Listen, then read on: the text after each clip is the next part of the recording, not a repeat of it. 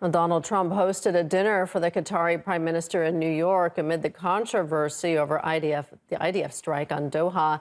The Qataris met with the U.S. Vice President and Secretary of State beforehand, resulting in Washington's statement reinforcing solidarity with the Arab nation, but didn't offer any criticism of Israel. U.S. Vice President affirmed his solidarity with the state of Qatar, noting that diplomatic solutions are capable of resolving outstanding issues in the region. He appreciated Qatar's tireless mediation efforts. For his part, Qatar Prime Minister and Minister of Foreign Affairs affirmed that Qatar will take all measures to protect its security and safeguard its sovereignty in the face of the blatant Israeli attack. On Tuesday, Israel launched strikes on Qatar, which has been a key mediator in Gaza's ceasefire talks. Hamas said the attack killed 5 of its members, including the son of its Gaza chief and top negotiator, Khalil al-Hayya. The group's political bureau said its top leadership had survived the attack. This strike also killed a Qatari officer and drew worldwide condemnation from both Arab nations and Western countries. Meanwhile, Donald Trump reportedly demanded that Israel discontinue further strikes on Qatar during a Tuesday phone call with Netanyahu.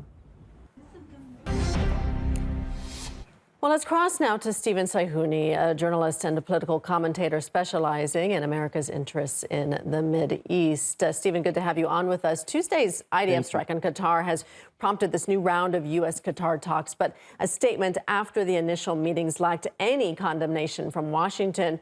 Why has the White House delayed releasing more details from the meeting? Because, as I personally see, they had a big role in it. When we're talking about Qatar, we're talking about one of the biggest allies for the United States, and there's billions of dollars between Washington, D.C. and Doha, and we're saying one of the biggest American military bases in the world is in Qatar. So, and in the end, the Israeli jet they just flew and they shot and went back. And no one did anything about it. And we're not talking here about Syria or about Lebanon or about Yemen. We're talking about the United States ally. They just implemented about $1 trillion in the United States, Qatar, just a few months ago. What did the Trump administration do? They couldn't protect them. That will show you that the American foreign policy has this interest of Israel before anything else, and they're giving them the green light to bomb any country they want. And they have, in this last week, they already bombed 6 to 7 countries. They bombed Syria, Qatar, Yemen, Lebanon, and they're bombing Gaza. And they send a drone to Tunisia, to those fertilities who are coming to support, to break the blockade on Gaza. So they did airstrikes on all of these countries, and no one did anything about it. And one of these countries is the United States.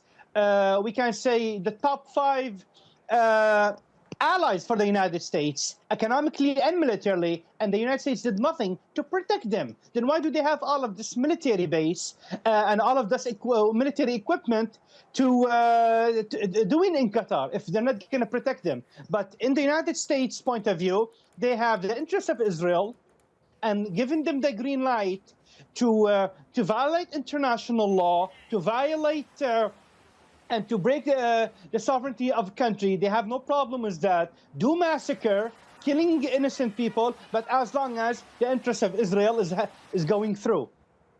Yeah, you know, to your point, Qatar is America's Middle East ally. One of the largest Middle Eastern American bases is there in Qatar, and they've been, you know, hosting these peace negotiations as well.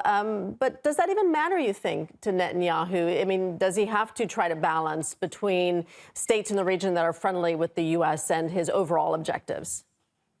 He doesn't personally. He doesn't care. He knows that he can do anything he wants, and he can, as they say, get away with murder. He can bomb, kill, massacre, starve people. He can bomb countries on their sovereignties, and the United States will keep sending him a big paycheck from the American taxpayer money, and they'll keep supporting him militarily, financially, and economically and in the media. No, there is no one to stop. He knows that there's no one to stop him. And for sure, President Trump is not going to stop him. And the American state, not the State Department or the Congress or the Pentagon, is going to put an end into this. So he knows he can get away with murder.